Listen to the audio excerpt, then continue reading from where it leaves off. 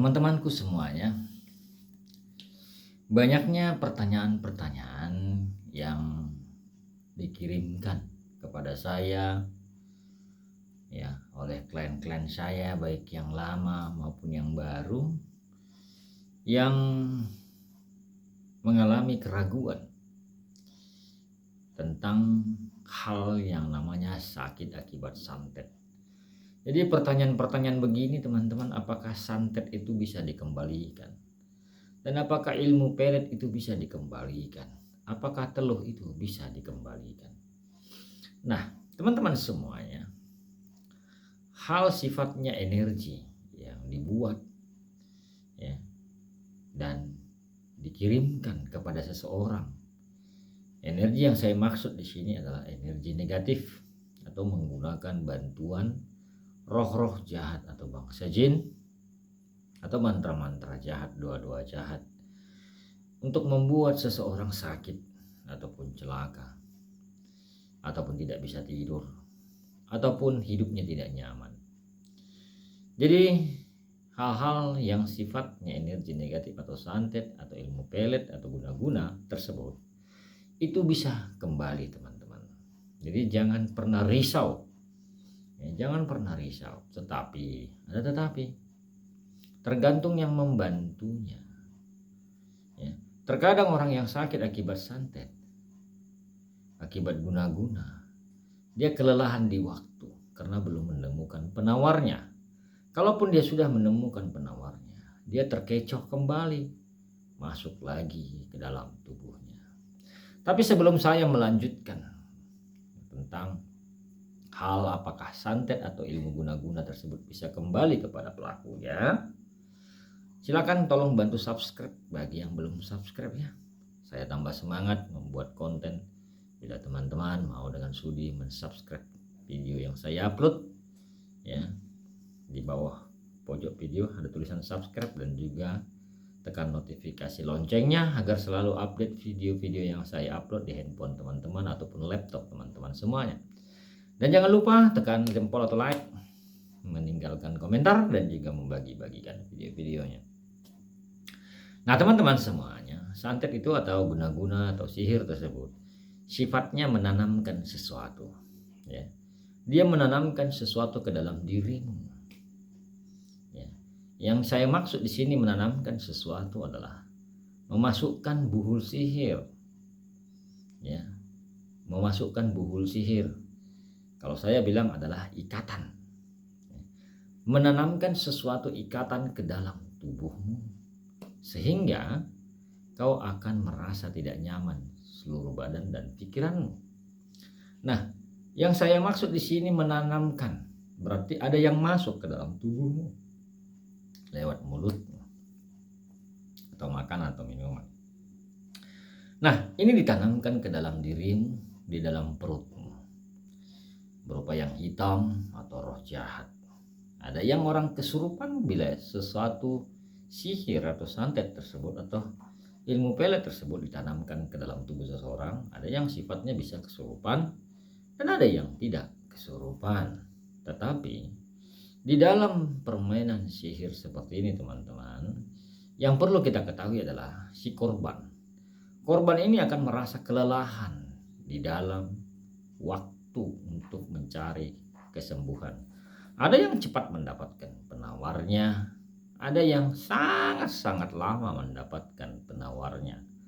Terkadang ketika seseorang sudah pas mendapatkan penawar untuk obatnya, dia akan dikecoh, tidak fokus ya. Jadi ada semacam bisikan-bisikan bermain di kepalanya dan pikirannya ya.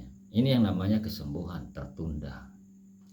Dan ada juga orang sudah mendapatkan penawarnya, tetapi karena pelakunya musuh dalam selimut yang dia belum sadari atau satu atap di dalam rumahnya, sehingga dia memperoleh kesembuhan itu tertunda sangat lama karena pelaku di dalam rumah atau satu atap atau dekat sekali dengan dia yang tidak dia sadari selama ini. Dan ada yang orang kelelahan belum mendapatkan penawarnya sampai ajalnya menjemput. Nah, jadi teman-temanku semuanya, saya hanya berpesan, di dalam hal-hal yang sifatnya sihir ditanamkan ke dalam tubuh, ya, sudah pasti tubuh itu menjadi kotor. Makanya perlu yang namanya dibersihkan. Ya. Ibarat rumah, kalau kotor, itu kan dibersihkan, disapu bersih, dipel, gitu. Nah, kemudian teman-teman, ketika dibersihkan, apakah sudah selesai? Belum. Tugas yang punya badan adalah menjaga, dan demikian halnya juga tugas yang punya rumah, menjaga dan merawat dalam rumahnya biar kalau kotor bersihkan lagi.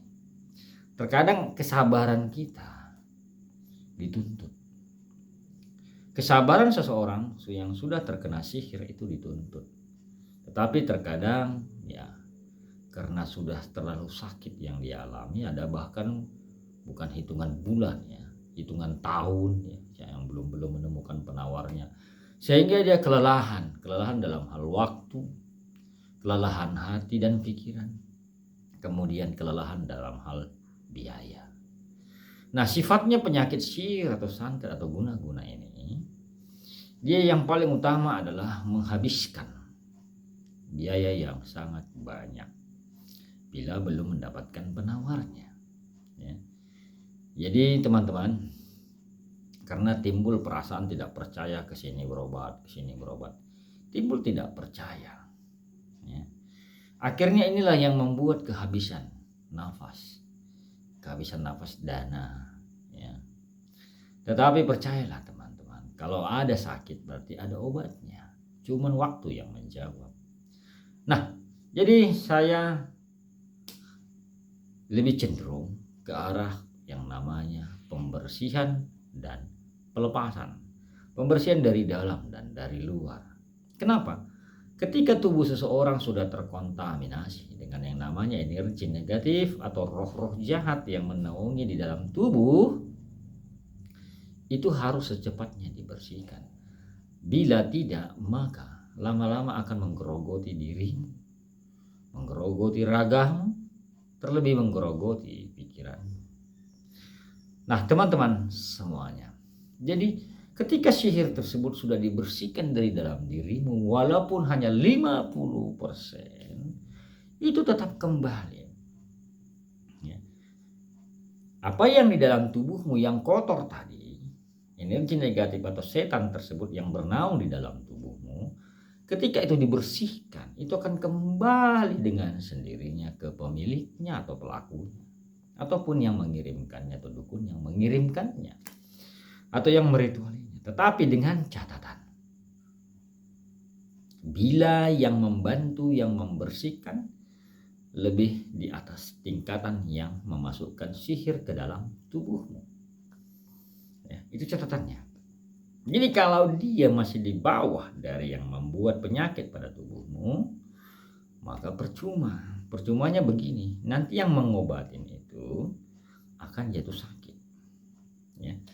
Sakit lebih parah dari yang kau alami dan bahkan bisa yang pindah alam.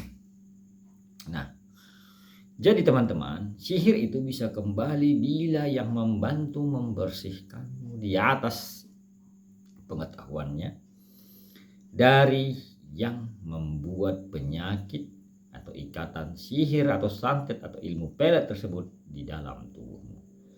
Tapi dengan catatan juga teman-teman, tetap dibutuhkan kemauan dirimu untuk sehat. Nah, pertanyaannya kembali, Bang Lu, apakah saya bisa melepaskan diri sendiri dari ikatan sihir, ikatan setan tersebut ya, dari dalam diri saya yang diikat, yang dimasukkan, ataupun yang ditanamkan ke dalam diri saya, bisakah saya bersihkan sendiri? Jawabannya adalah bisa, tapi 1% kemungkinannya. Ya, bisa, tapi 1% kemungkinannya. Kenapa? Engkau bayangkan tanganmu diikat atau tubuhmu diikat. Apakah kau bisa melepaskan diri sendiri? Pasti membutuhkan orang lain kan? Di luar dari dirimu untuk membantu melepaskan ikatannya. Itu logikanya. Kalau kau sendiri terikat, tangan dan tubuhmu terikat, bagaimana engkau mau melepaskan dirimu? Makanya saya bilang tadi, peluangnya 1%. Bisa, tapi 1%. Tetap kau membutuhkan orang lain untuk membantu membersihkan dan melepaskanmu bila kau terikat. Nah teman-teman semuanya, jadi ketika kau mengalami yang namanya proses pembersihan dan pelepasan, walaupun hanya 20% yang dibersihkan dari badanmu, tetap itu pulang kepada pelaku yang mengirimkannya. Tetap itu pulang, nggak ada ceritanya itu tidak pulang, itu tetap pulang kepada pelakunya. Ya, dan dia akan merasakan sakit seperti yang kau alami. Tetapi bedanya, kalau kau murni nanti sakitnya non medis atau akibat sihir atau santet atau ilmu pelet. Tetapi bila itu kembali kepada seseorang, kepada pelakunya, hanya dua kemungkinannya.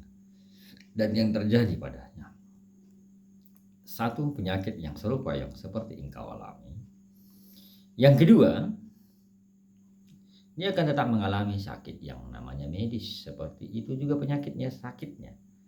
Contoh, sihir itu akan kembali kepadanya sakit kepalanya. Dan kepalanya juga akan menderita yang namanya sakit saraf. Nah begitu. Jadi bila sihir atau santet atau ilmu pelet atau guna-guna tersebut kembali kepada pelakunya, dia akan mengalami yang namanya berlipat sakitnya. Tetapi dengan catatan teman-teman, jangan pernah kita menginginkan orang menjadi sakit. Fokuslah ke diri kita bagaimana untuk sehat dan bagaimana untuk sembuh. Ya, bagaimana untuk sehat dan bagaimana untuk sembuh. Biarkan tangan yang maha kuasa membalaskan semuanya. Ya, kau hanya bisa fokus, saya hanya ingin sehat dan bersih dan tidak sakit kepala. Dan tidak badan enak, tidur nyenyak, makan enak. Itu saja yang perlu kau pikirkan. Dan ingat pesan saya, bila seseorang sudah dibersihkan, kau yang namanya perlu, yang namanya waspada selagi dirimu masih dilihat pelaku. Kecuali engkau menghilang jauh tempat tinggal, pindah, ya tidak lihat lagi pelakunya, mungkin ya kau bisa agak longgar waspadanya. Tapi bila pelakunya di sekitarmu dan kau dilihat-lihat terus, dia akan tetap berusaha untuk memasukkan ikatan sihir tersebut kembali ke dalam tubuhmu. Ya. Dia akan tetap berusaha. Kenapa? Karena dia menahan sakit. Ya. Dia menahan sakit dan menahan dendam, kebencian. Kebencian itu adalah dasar dari sebuah ilmu sihir atau santet. Tidak bisa santet itu dikirimkan tanpa ada kebencian atau dendam atau amarah. Itu dasarnya semuanya, teman-temanku semuanya. Jadi saya menjawab ya, apakah santet itu bisa kembali kepada pengirimnya? Jawabnya adalah bisa dan 1001%. Nah teman-teman semuanya, kalau ada yang mau konsultasi silakan chat saja di WA admin di samping judul ya. Kalau ada yang mau dibersihkan atau mau obatnya, silahkan chat saja di WA admin samping judul ya. Nah jadi teman-teman semuanya, itu jawaban saya terhadap banyaknya pertanyaan-pertanyaan teman-teman terhadap saya Bang Lo tentang apakah santet itu bisa kembali. Terima kasih banyak.